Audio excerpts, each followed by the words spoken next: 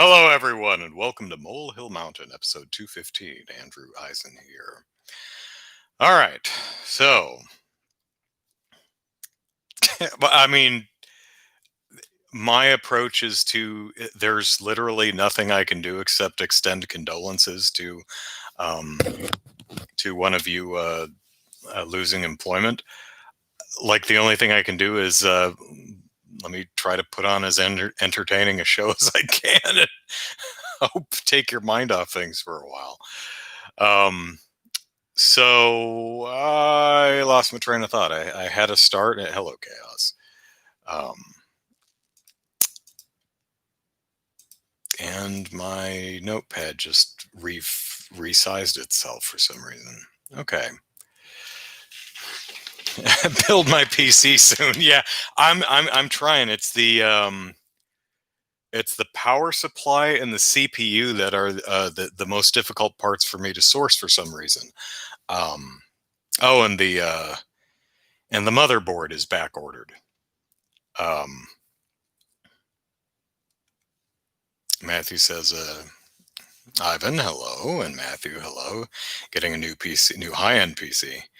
Do I have a local PC store? Well, I have Fry's Electronics. I have um, Best Buy, and I've been keeping an eye on. I can check their stock via their websites. So if they do, I can arrange store pickup if I don't. I'm not married to ordering online and having it delivered to my house. I can go get it. That's not a Newegg. Yeah, I'm keeping an eye on there too. I have alerts set up, and that's actually it was I think it was Newegg that had my power supply. That was no. What it was a an open box version of the power supply, so it was a nice deal on it too. So what might have happened was someone bought it and then didn't need it or whatever. So the box had been opened, but it's a power supply. As long as it works, it's fine. So I'm like, fine, add to cart. I add it to cart. I go to checkout. It's no longer in my cart because it's out of stock. I'm like, what's that? Ah. so so so I'm missing a few important components. It's like I got my 2 memory sticks. Uh, yeah, power supply. It's a pretty important component. You're not going to do much without that. So, uh, a lot of people running tracing spreadsheets. Yeah. Speaking of people online doing things, um,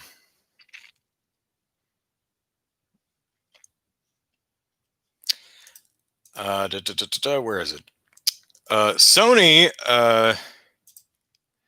Hey, you know that PlayStation Plus collection thing that Sony announced over the summer and was a little unclear about what it was? From my understanding is if you have a PlayStation Plus subscription and you buy a PlayStation 5, if you can find one, um, that will unlock 20 games, 10 first party games and 10 third party games. So, the PlayStation Plus collection. So if you have PlayStation Plus and you get a PS5, you get 20 games to play with. Yay, isn't that fun? So Sony did a Sony and Sony'd it all up. In that now this promotion is supposed to only be for PlayStation 5 owners. But what happened is if you have your PlayStation 5 and you log in with your PS4 credentials, that unlocks all those games on your PS4. It's not supposed to do that. That's on Sony. So what this means is if your buddy has a PlayStation 5, you could say, "Hey, buddy, would you mind logging in with my credentials?" And they do, and then now you magically have 20 awesome games on your PS4. That's on Sony. It shouldn't work that way. It's not supposed to do that. So that's Sony's fault. Now, what of course what happened was a bunch of unscrupulous ne'er-do-wells with no scruples uh, started charging people online to log in with their PlayStation credentials so that they could. So basically, it's like saying, "Hey, if you give me $20 and I'll log in with your PS4 credentials so that you can have all these games." So Sony's response to that was to ban their accounts. And the person providing the service, I think, permanently shutting down their account, and then the person who bought it, I think it's a 2-month ban. Um,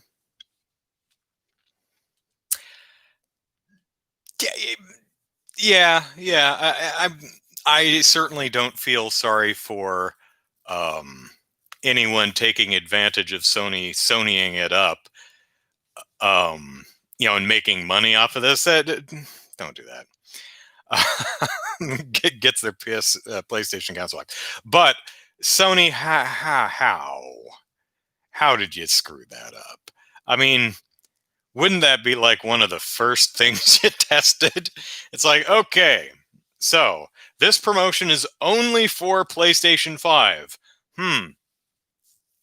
Should we check to make sure that it's only for PlayStation 5 and doesn't unlock on the PlayStation 4? Because people are going to use the same account. Or even if they're supposed to set up a new account for a PS5, they're probably not going to, or they're going to at least try logging in as their old account first, even if it won't work. You've got no one to but. I honestly don't have a problem with Sony banning these folks, but you really have no one to blame for yourself. No one to blame but yourself for that one, Sony. That's on you.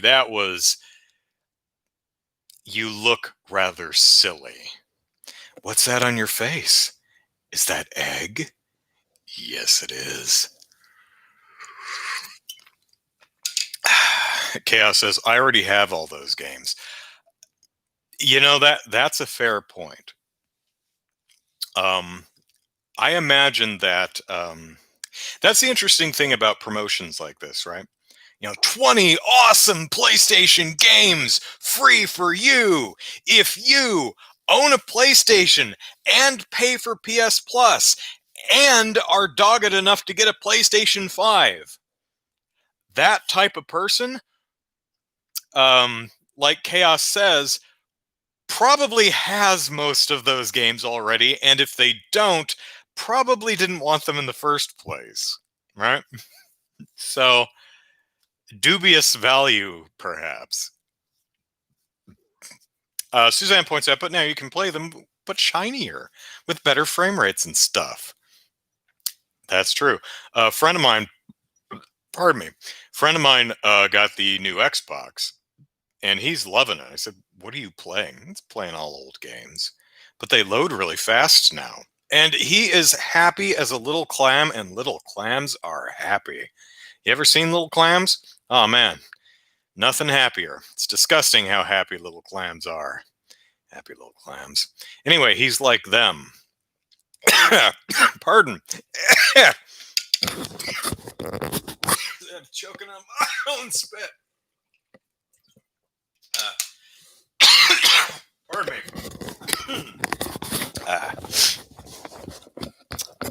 So he's playing all old games, but they load fast now, so he's very, very happy. And good on him. So let's see. Square-Enix, who just announced what was it? Saga Frontier remake. And I was like, Saga Frontier, it's like the eighth game in the series or something like that. And they don't say that. It's not like Saga Part 8. Um, it's probably only like Part 6 or something. But it's I watched the trailer for it and I was like, it has a very the way they redid the graphical elements, it looks kind of mobile looking. Not really caring for the art style, but you know, I haven't played any of those games. I hear they're good. Anyway, so what was I talking about? Yeah, can't do virtual CPR. Um, Square Enix, right? So Square Enix sent out a press release a couple days ago saying that it is going to Square Enix, like most companies, has been doing work from home stuff for the last several months, and they announced earlier that they're going to make the work from home thing permanent. They're going to set up a thing where employees can do it and rotate on a month to month basis. So, they work from home. And if they say, you know what, this isn't working, or for the next one, I'm going to need to work for the office, then the next month they can go to the office. My place of employment is actually doing something similar. All of our corporate headquarters, anyway. We're all working from home now, with the exception of the repair depot, which has to be on site, and which unfortunately someone got COVID. So now they've got to flush the entire place, and everyone's quarantining, and everyone who was at the office in the last week, which I was not there in the last week, so I'm good, has to get tests and isolate for. Oh, it's a mess. And it's kind of amazing that hasn't happened until now, because it's kind of a shipping and receiving thing, uh, where you can't. There has to be a centralized location. It's one, and our industry is seem for some reason is kind of slipping under the bar as essential services. So, um, yeah, it's terrible. So hopefully everyone's okay. But anyway, Sony, or not Sony, Square Enix put out a press release, and they said the company's for some time been exploring options for enabling greater flexibility in working styles when the COVID-19 outbreak occurred. In response, the company implemented a series of measures starting in February that included enabling work from home, staggering work hours, and online conferencing. Following a sustained period with these measures in place, the company conducted a survey in June that demonstrated that roughly 80% of employees had a positive view of work from home. And working in your underwear, woo! The company also carefully considered a wide range of options from businesses as diverse as games, publications, and music regarding the practicality of work from home. This program was finalized based on those considerations by enabling the option of monthly status changes rather than establishing blanket rules regarding who works from home and who works from the office. The company has designed a program that should be highly satisfactory both to those performing duties and those managing them. So that's kind of neat to hear. So good on them. Ostensibly, at least, kind of, so many bad things come out about so many companies. It's hard to take them at their word, right? But ostensibly, this is a good thing. They're like, hey, not only is this safe, but our employees are happier and more productive, which is, even if we don't give a damn about that, it's good for us as a company, right? So yay. Um, Lindy says working from home is the best.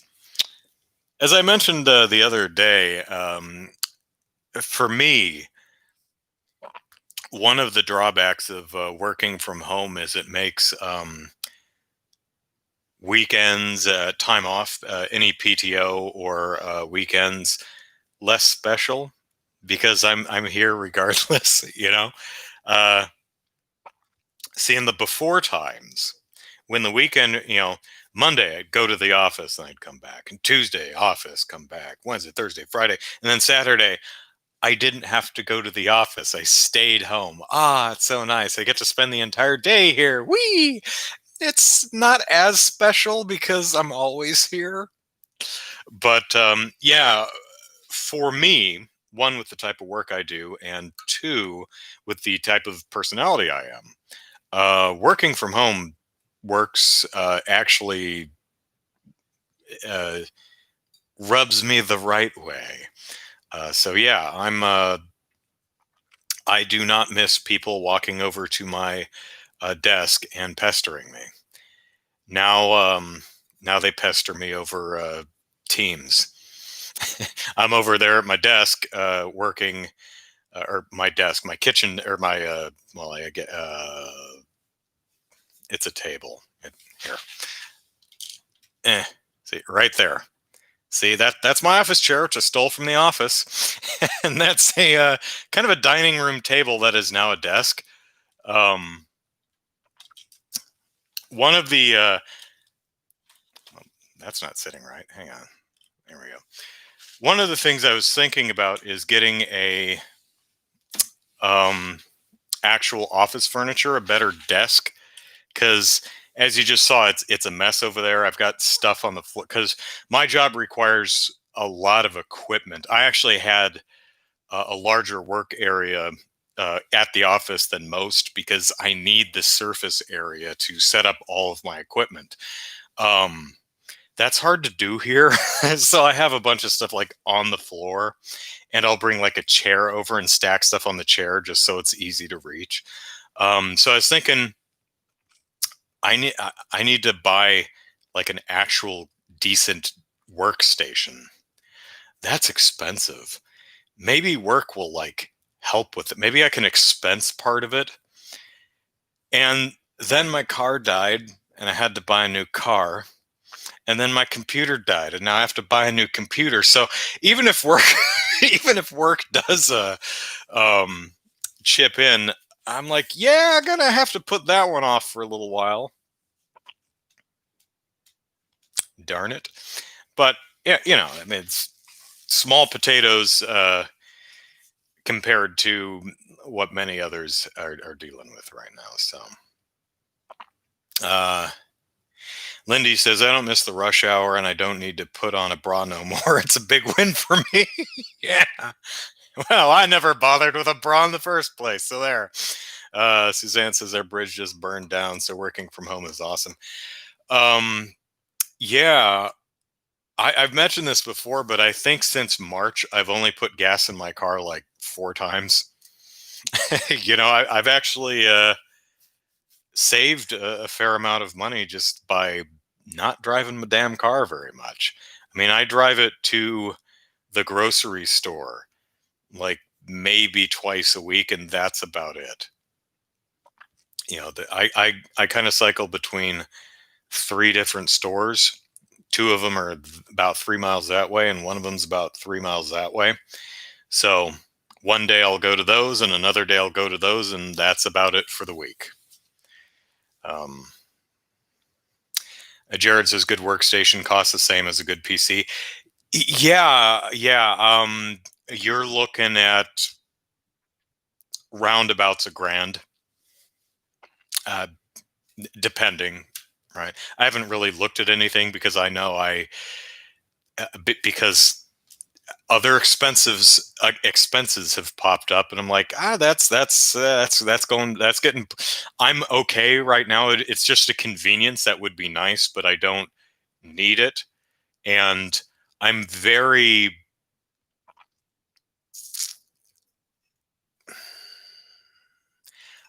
cognizant of the fact that anything could happen. My hours could be reduced. I could lose my job. So I do the best I can to not be frivolous in my expenditures. Buying mostly only that which I really need. Only what you need to survive. It's my hair dryer and I can't live without it. Some Spaceballs. That movie's funny. Bucky says, in a completely different topic, but that's okay. What if the next Smash Brothers they started experimenting with new gameplay styles? Like if they kept the classic 2D movement, but also had something like a 3D mode. So, like, what was it? A Virtua Fighter that did the sidestep and thing? No, Virtua Fighter was it? Am I remembering my games right? So, like, kind of a sidestep thing. I don't know. Um, as long as there's no random tripping, I think people will be okay. Um, what else do I got on my topics here? Oh, so someone, I think it was Matthew, who recommended Talentless Nana, which I've looked up and it's on Funimation, and I haven't watched it yet.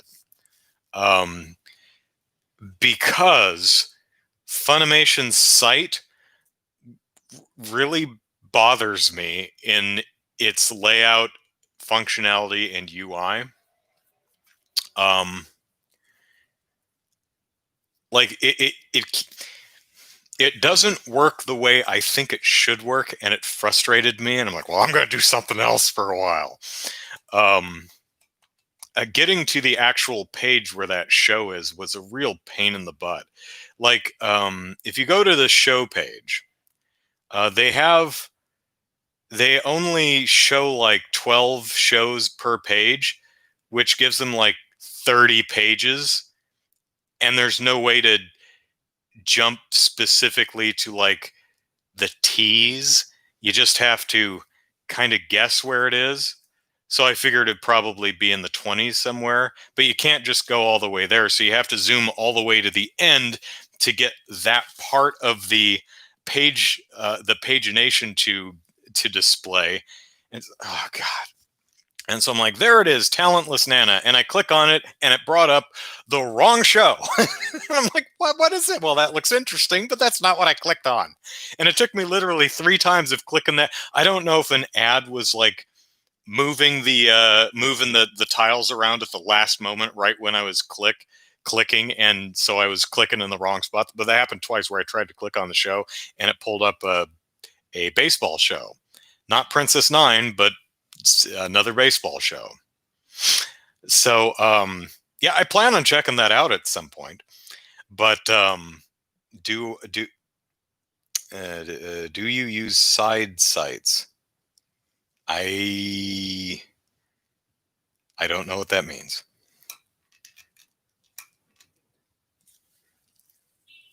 Uh, uh, uh, oh dear, I think I've probably eyelash detached and got in my eyeball. That's never comfortable.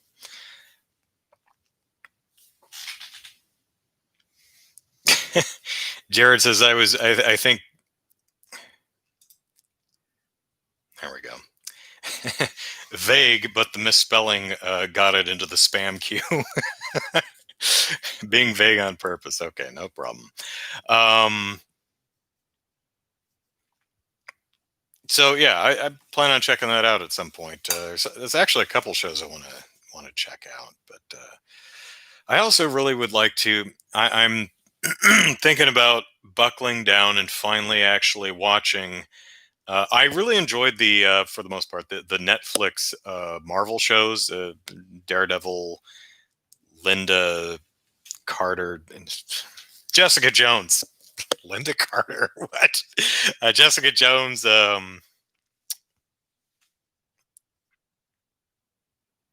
Punisher was one of them. Luke Cage and Iron Fist.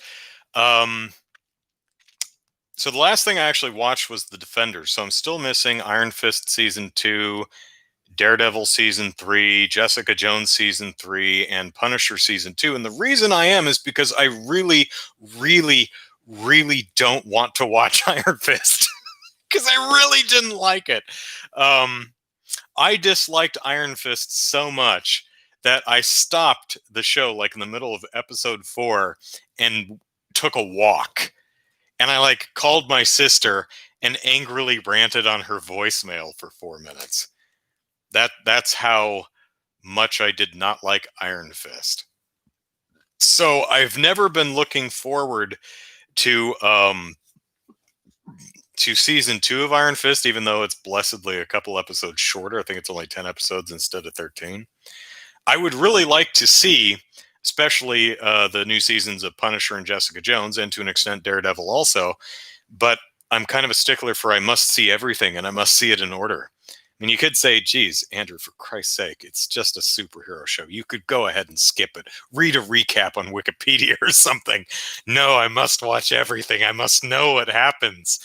Um, but yeah, it's one of those. It's been what, 2 years at least now that I've been putting this off because I just don't want to watch the show. I don't like Danny Rand. He's a lousy human being. He sucks. Um, oh, Bucky's talking about the Subspace Emissary, a sequel to that. Yeah, I that story made no sense, but it was compelling as all hell to watch. Uh, sites other than Crunchy and oh, okay, side sites for watching anime. No, I watch them only. I'm one of those sticklers who, if it's not available legitimately, I won't watch it. Also, if it's not available in its original language, I won't watch it. So if it's dub only, I'm not watching it. But so far as I've seen, everything on Crunchyroll runs stuff in its original language. Funimation, at least the shows I've checked out, it seems to always at least offer the option, which I appreciate. I don't mind dubs at all. I just don't personally watch them. I'd rather watch the original language. And I'll watch the original language even if it doesn't make sense for the show. For example, I watched a show, recorded a debut review for it, but I don't know if I'll ever air it because I think it kind of sucked. But I don't know. I'll have to review the footage. I watched a show called I'm sorry, it's Seis Manos, um, which is about some kids in Mexico who were raised by a dude who taught them kung fu, and there's a like a cartel bad guy who's taking over a town with magic. It's show's kind of nuts. And you think, oh well, we have takes place in Mexico, so a bunch of Spanish speaking peoples, and the show titles in Spanish. The show's in Spanish, right? No, no, it's in English, and it's originally in English. It was recorded in English. There is a Spanish dialogue track, but and which would make sense. But I went ahead and watched it in English because that's the original language. But kind of a debut review was a bit lukewarm.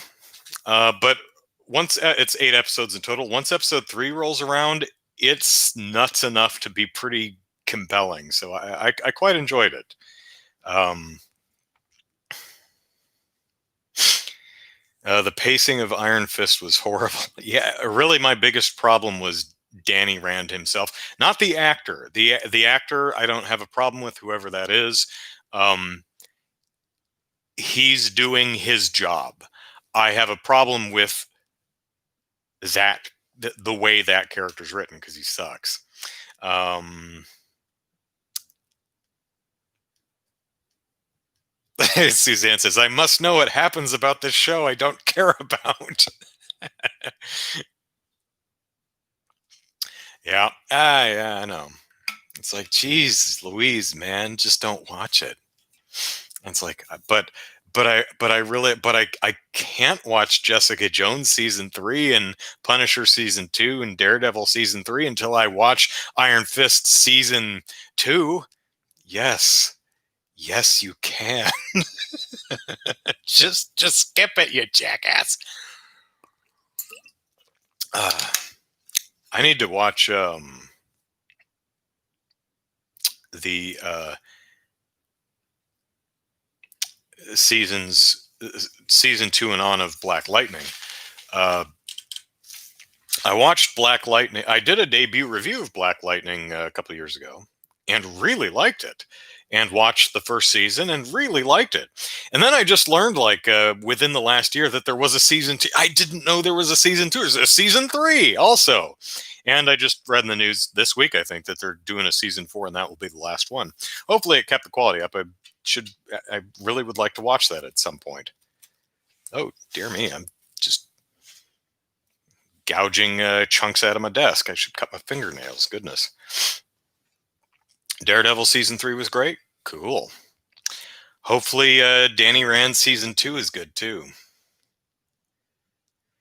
Matthew says rumors Disney Plus is going to add an R section so they can do more adult shows. Would make sense because I imagine they're going to want to put Deadpool on there at some point. But yeah, I mean, they've always done that. What was their label? Was it Touchstone? That was their. Here's where we put the non-typical Disney fare. So,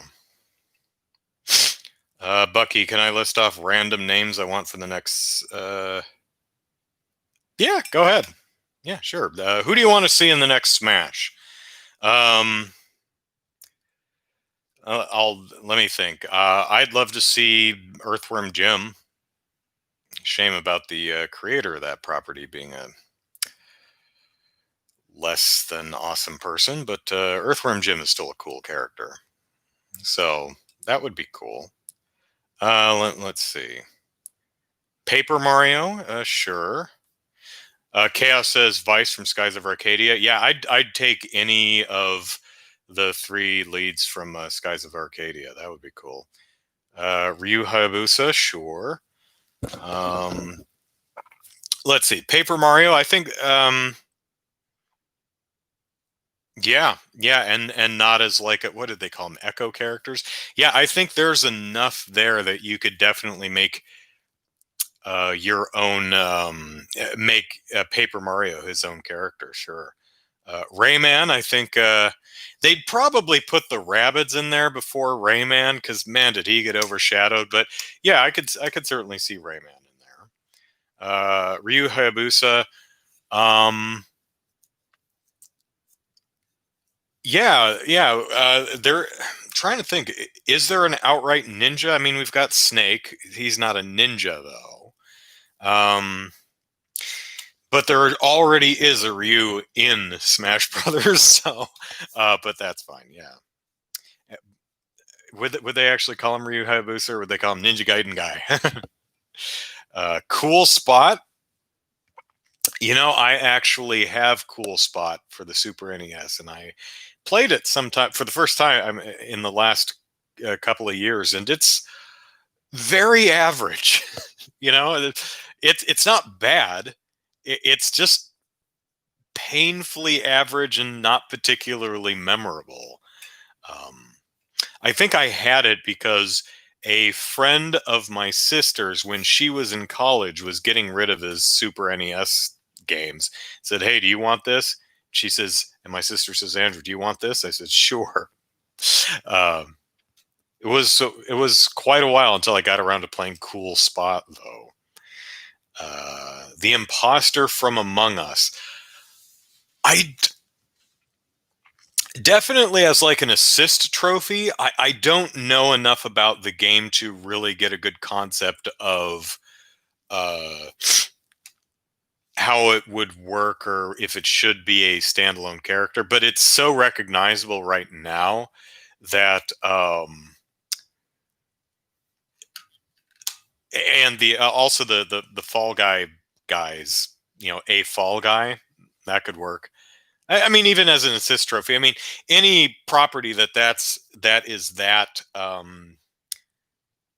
ubiquitous and especially becoming just a cultural touch. And now it's going to be a couple of years till the next Smash Brothers, I would imagine. So, although we still have like 3 or 4 characters that they're going to add at some point, so it'll be interesting to see if Among Us and what was the other one I said? Fall Guy actually have legs, or if they're just going to run out of gas after a year. Be interesting.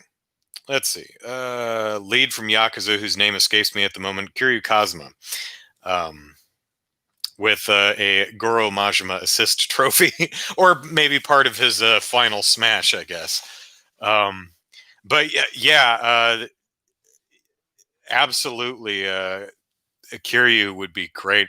and he has to hit people with traffic cones and bicycles, and he has to and he absolutely has to, you know, rip off go bare chested, just, completely strip off his uh buttoned shirt and suit jacket in one smooth motion, because that is the bestest, funniest damn thing to me.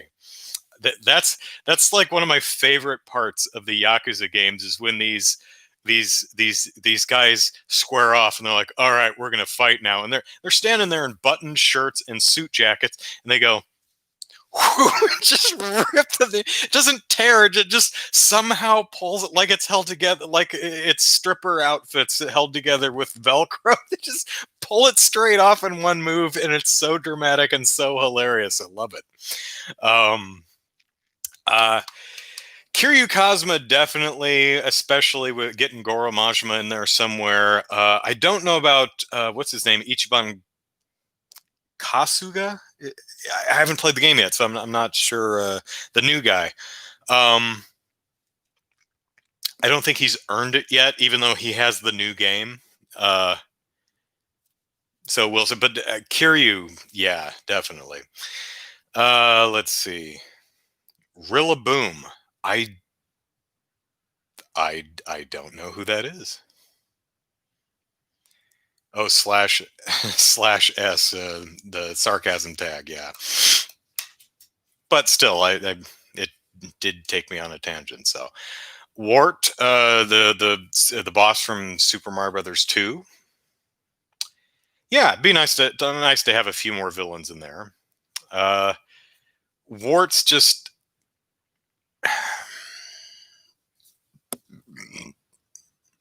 one of those characters who, sadly, I don't think many, or as many, would recognize. Um, then again, how many people would really recognize Kiryu Kazuma? I don't know. Let's see. Freddy Fazbear. Hmm.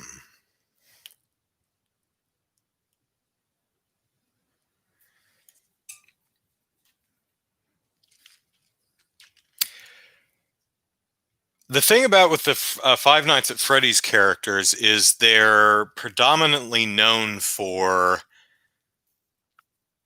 not moving much, if at all. They're just, suddenly you look and they're standing there, and they're not in the position they were in originally.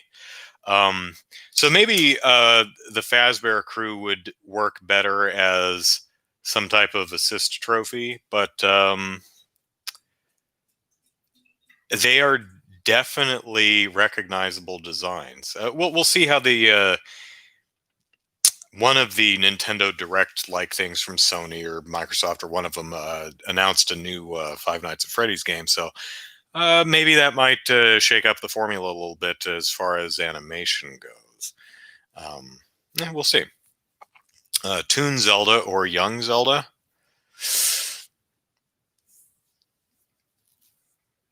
Sure. Yeah, yeah, yeah. Um, you know, I would go more for Toon Zelda in her pre-Zelda, for her pirate form, just because I think it's more visually interesting than the typical Zelda dress thing that she had at the end of that game. Although, still probably have her, light arrows and stuff like that. But yeah, I think that might be, and then have her crew show up for assists. That could be interesting. Matthew says, "Here's a question for the pen. Here's a question. The pandemic has brought a bunch of both lapsed and new players who've never played games, nothing else to do. Do you think a lot of them will stick around after the pandemic passes?" Yes. Um, I imagine there will be some who are just ooh, this is going to be a tortured use of the expression, but fair weather gamers, so to speak. I guess poor weather gamers. They only game when it's raining outside. When they're stuck in the house, so to speak. Um, But I think I imagine there are a number of people who were never that into games and then just got into them because just for something to do, said, "Oh, holy crap! This stuff's really cool," and then stick with it. Yeah, absolutely. I mean, speaking personally, I've definitely tried stuff on a whim and said, "Oh, hey, this is wonderful. I'm gonna keep doing this," and that's why I drink a lot now. So yeah, I think in a way, everyone being stuck in their homes probably did grow the pool of gamers to an extent. Now, I'm sure once it's safe to get out of the house and mingle again, people are going to have some other activities they'll be more interested in participating in, at least for the initial bit. But yeah, I think the number of gamers has probably expanded, although that probably gets diced up against specifically what they've been playing. Also, probably the number of people who shop online has increased. Now, this shopped online and streaming services too. So, does that mean people will never go back to the grocery store or back to the theater? No, but I do think that there are a certain number of people who will stream more movies than they would have pre-pandemic, shop online more than they would have pre-pandemic, even if they don't, completely switch over. So, yeah, I do think the audiences for various different formats has expanded. Uh, Rillaboom, Pokemon Sword and Shield. Is it a Pokemon? Okay, let me see if I've actually seen it before. Rillaboom. Is it a gorilla? All right, Bulbapedia, save me. Yeah, it's a gorilla. Um,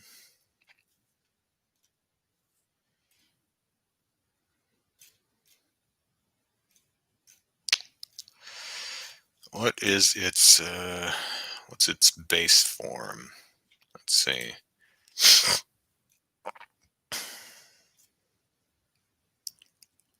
Okay. So it's the now I recognize Grookey, its starter form, but I had never seen Thwacky or Rillaboom. Um, yeah, okay. So I would have recognized the starter, but yeah, Pokemon's not my thing, so really any Pokemon is fine. I mean, go ahead and do a full character out of the trash bag Pokemon or the chandelier Pokemon or the keyring Pokemon, just to make people go, "What?" Stretch your creative muscles. Uh, Real Bucky says Tetra, and she could switch like Sheik. Now there's an interesting idea. Sure, sure, sure. Why not both? Lloyd from Tales of Symphonia. Um,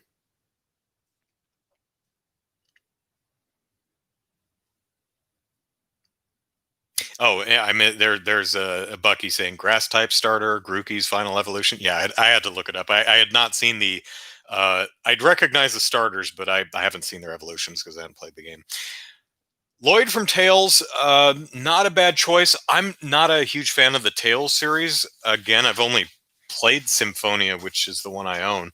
Um, I would go with Estelle from Trails in the Sky.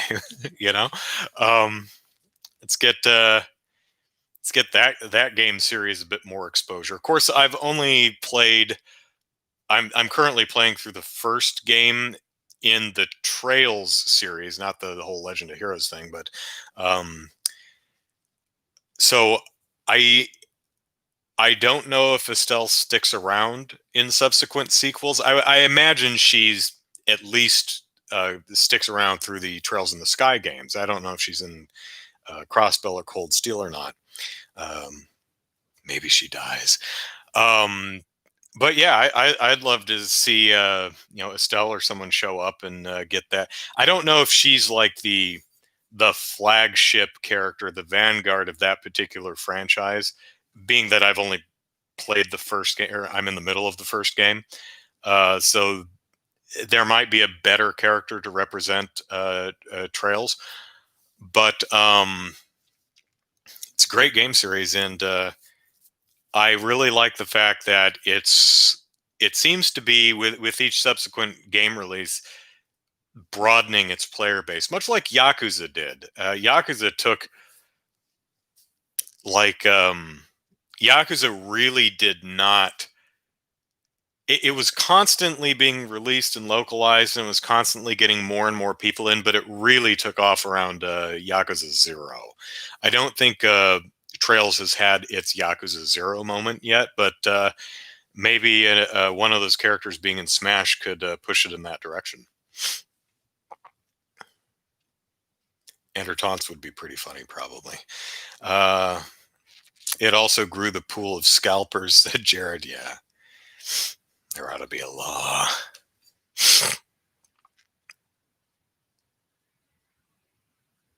By grow, you mean it's literally brought in millions of new returning players to core games. Yeah, yeah.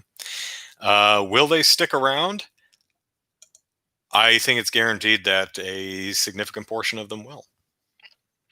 Uh, bu- bu- bu- bu- bu. Jared says you have 90 hours. Um, Adol from Ease. Whew, man, there's what, 8 or 9 of those now, right? I think 8 just came out in the last year, right? Uh, I would be shocked if he showed up.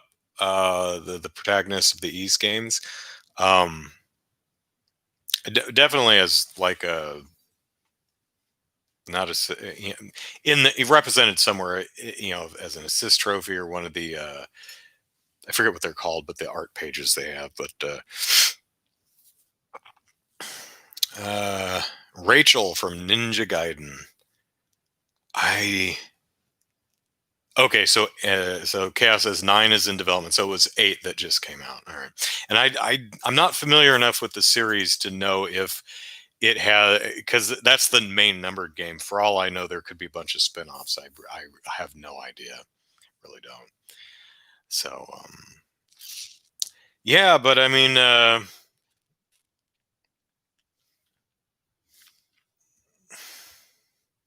did Travis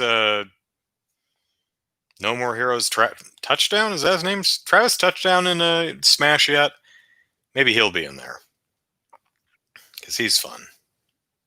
I mean, Bayonetta's in there, so yeah. Will we get Bayonetta 3 this generation? Will we get Metroid Prime 4 this generation? Will we get Breath of the Wild 2 this generation? Breath of the Wild 2, probably. Bayonetta 3, probably. Metroid Prime 4, I'm leaning towards no.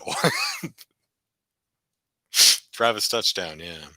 How about Booger Man for Smash? Y'all remember Booger Man?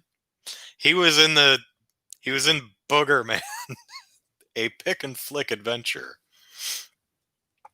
Oh, that's right. He did get a me costume. Good recall, Chaos. Um, there's still like 4, maybe 5 characters to release in Smash. I think, right? Um, I forget who this. Yeah,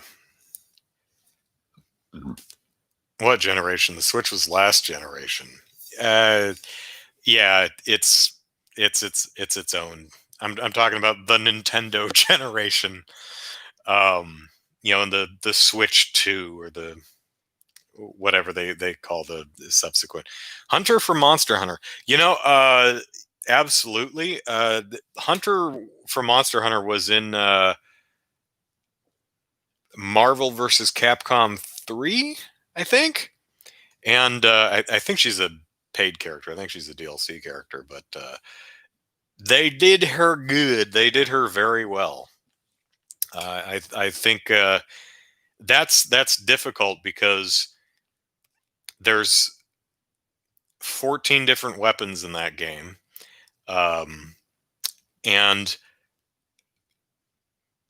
dozens and dozens and dozens of armor, and it's a create your own character. So what do you do? Well, I think they did a really nice job of making it a very recognizable character who I think switched between like three or four different weapons. Um, it basically did a greatest hits of Monster Hunter moves, and turned out really well. I think they did a nice job with that. So yeah, I wouldn't mind seeing it in Smash. Switch's successor needs to be on par with the PS5 and Xbox Series X, but I know it won't be.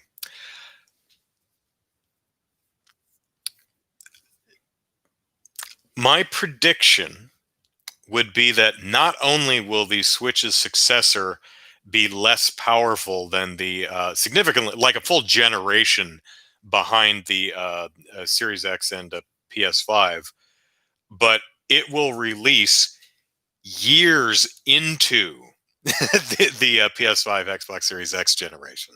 So not only will it not be anywhere near as powerful as this consoles, it will come out several years after. Much like the Switch came out 4 or 5 years after the PS4 and Xbox One, and is essentially a full console generation behind them. But it's portable, so yay. Eh. Matthew says it won't be, but given it will be using an NVIDIA chip, it's likely to have DLSS, so it might be able to do 4K. Probably not.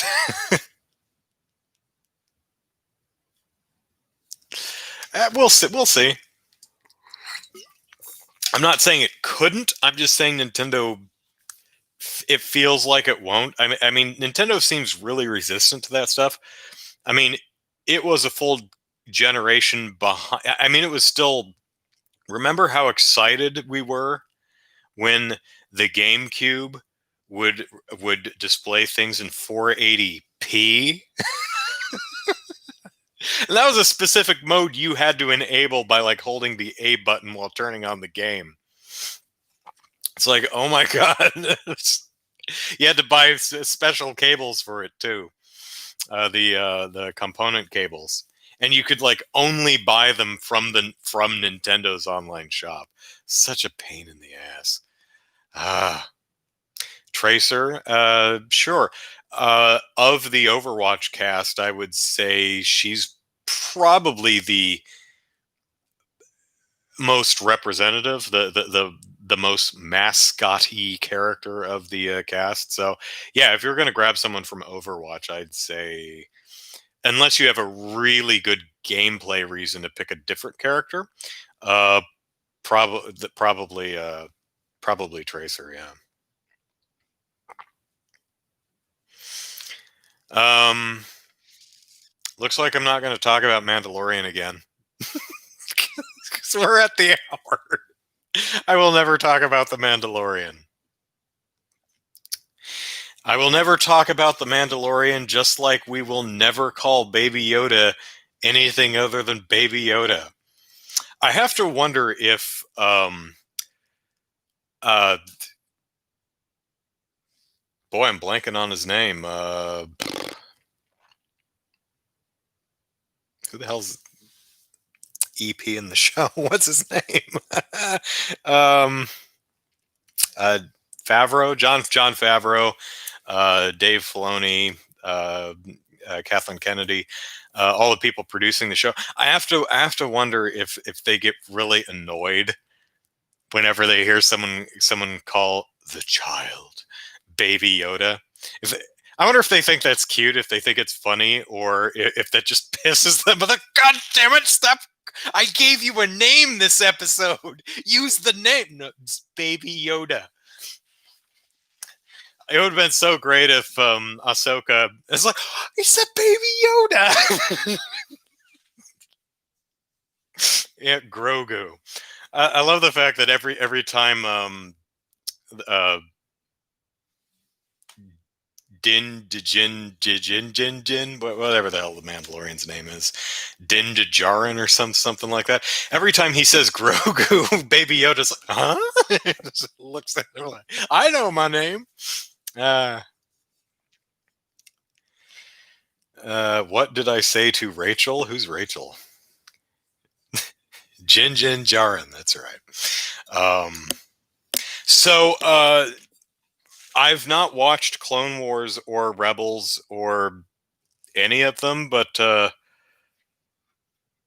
would assume that Ahsoka picked up white bladed lightsabers at some point because I've seen clips of the show and I've seen character renders and stuff, and I've never seen her with white lightsabers. So was that what she? I would assume that's definitely what she ended up with by the end of whatever the most recent series was. I guess Rebels. Um, what did I say to Rachel and Ninja Gaiden? I don't think I ever said anything. I don't recall there ever being dialogue option in that game. I just remember a good one for a good move for Ryu Hayabusa would be to direct crows at people and it just knocks them backwards into a pit. Son of a bitch! That'd be great. What was I talking about? Oh, Mandalorian. It's I'm still enjoying it. It's just kind of a dumb show. It's not very well structured. Um, it's it has no narrative flow. It although it has a feeling of a child playing in a Star Wars toy box, and maybe that's the intent. There's nothing really wrong with that. Um,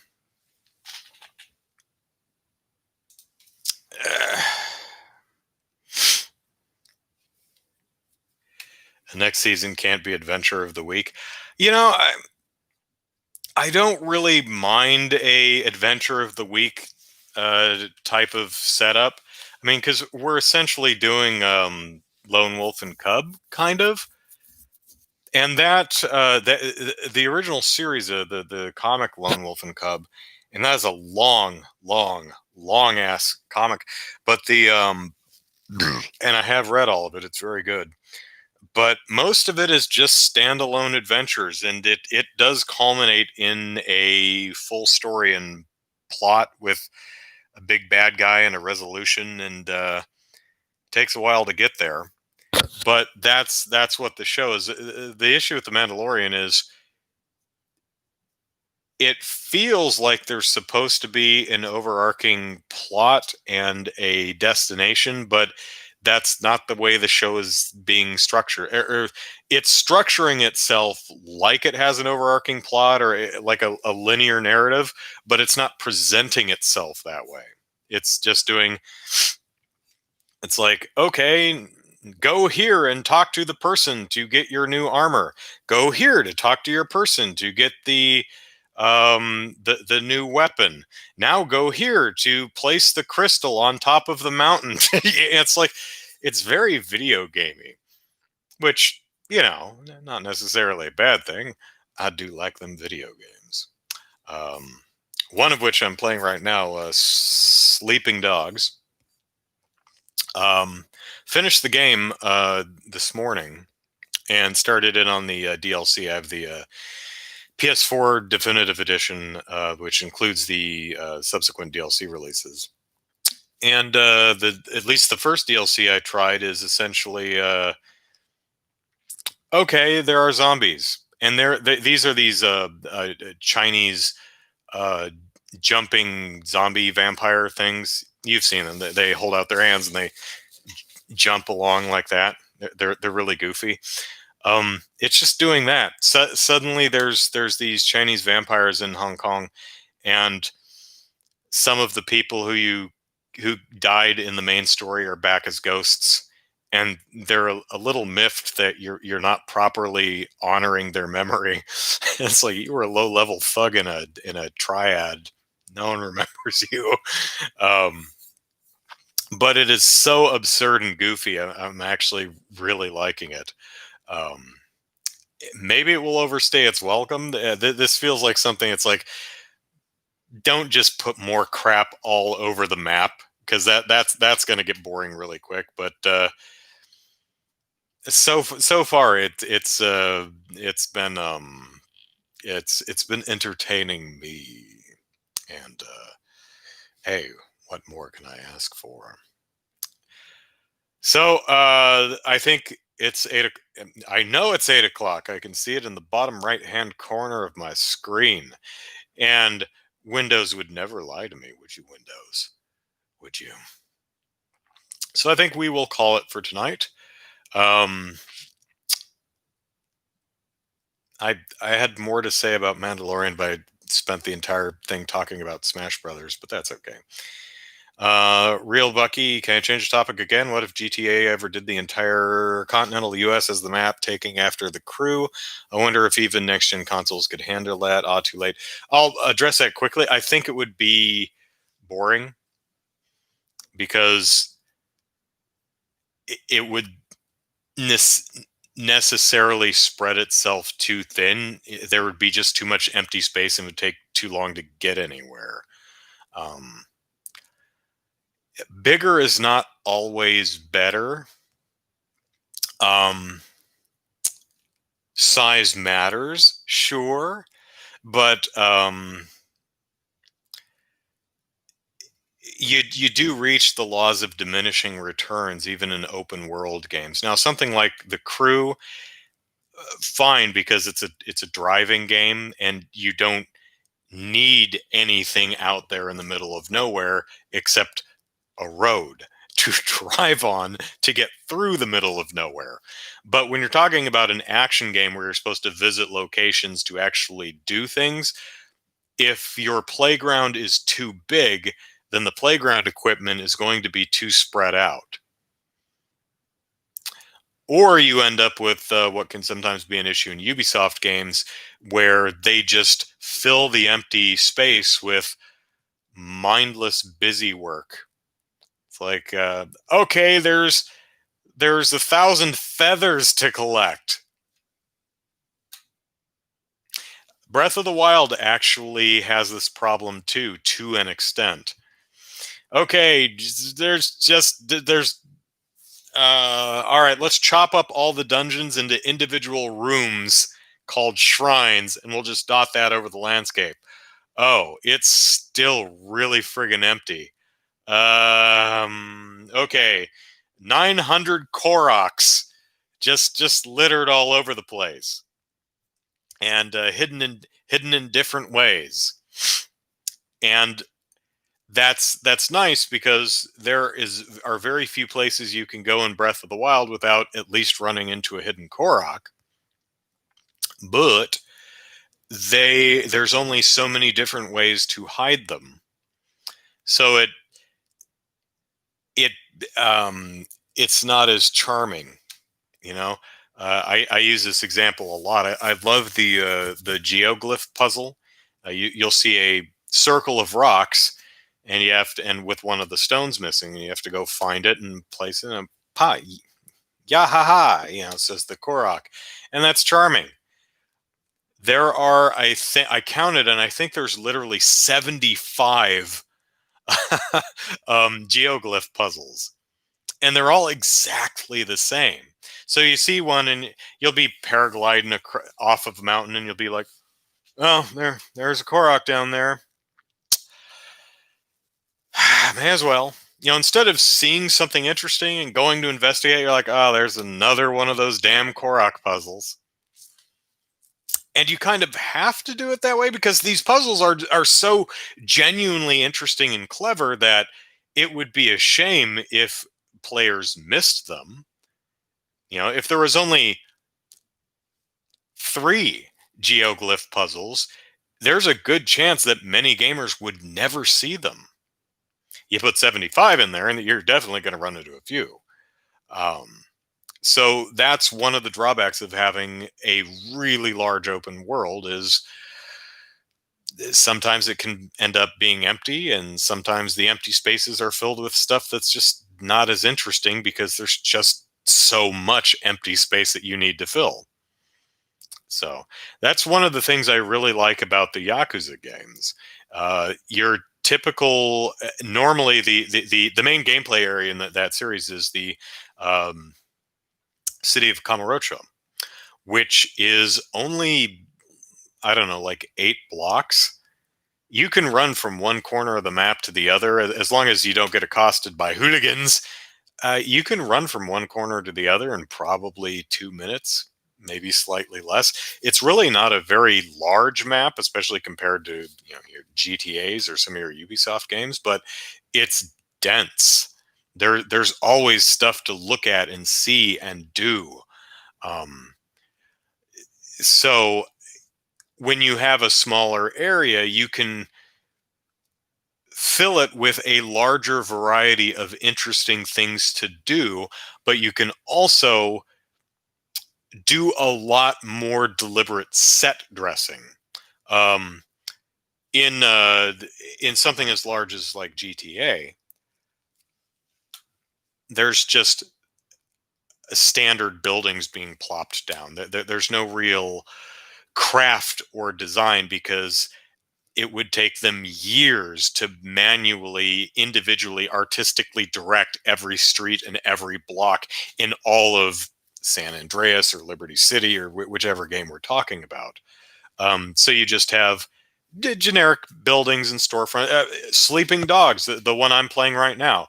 Every single apothecary and uh, snack food convenience store look exactly the same. They have the same layout, the same items on their shelves. Um, there's probably 25 of them throughout all of Hong Kong, and it's the same exact store, just drag and dropped right in the here. We need a store here, so it's not as interesting. Whereas in Kamurocho, you have several different stores and even the same chains like the Popo. There's I think there's two M Marts and two Popos usually, which are little convenience stores, but the layouts are different in each one. They have slightly different stock.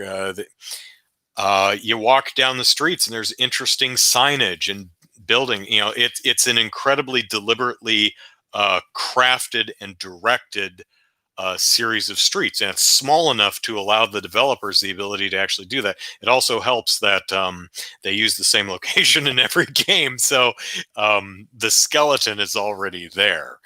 Um, Not to say that every game should be Yakuza, but those are the hurdles that can be very difficult to overcome, if not impossible, and instead need to just make some trade-offs. So anyway, that's my my thoughts on open world games. Bucky says even everything outside Los Santos and GTA 5 felt empty. Yeah, it's mostly just mountainy stuff.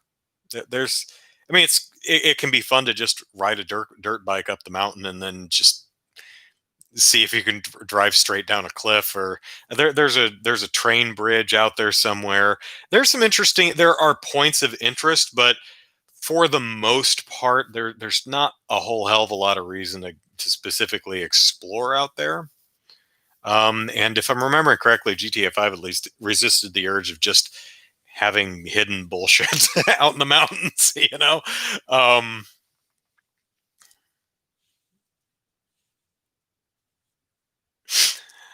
Hey, MX, we're closing the show, but I'm glad you could drop by. Uh, anyway, yeah, so that's it for this evening. Thanks to y'all for keeping me company. I'm glad you're here. And Jared, good luck on um, finding new employment. I hope that's not too much of a drawback for you. I hope you're doing okay. So that's it for this week. I'll see y'all next week. Take care, everyone. Bye bye.